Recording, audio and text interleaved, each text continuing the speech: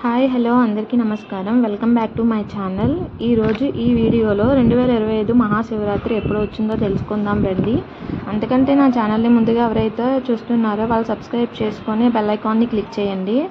మీకు ఎలాంటి పూజా విధానం కానీ తిథులు ఎప్పుడు వచ్చాయో తెలుసుకోవాలంటే నాకు కామెంట్ చేయండి. నేను తప్పకుండా మీకు రిప్లై ఇస్తాను. 2025లో శివరాత్రి ఎప్పుడు వచ్చిందంటే మాఘబహుళ చతుర్దశి నాడు వచ్చిందండి.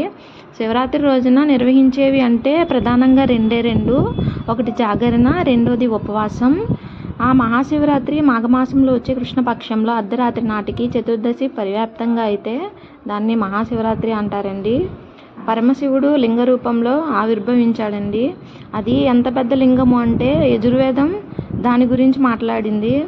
ఎలా అంటే పాతాళం కన్నా కింద నుంచి పైన ఉన్నటువంటి అంతరిక్షం కన్నా ఇంకా పై వరకు ఒక జ్యోతిర్లింగం ఆవిర్భవించిందండి.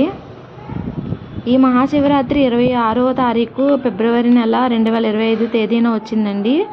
ఈ మాఘమాసంలోనే బుధవారం రోజు వచ్చిందండి. అలాగే ఆ రోజు శివపార్వతుల కళ్యాణం కూడా చేస్తారండి.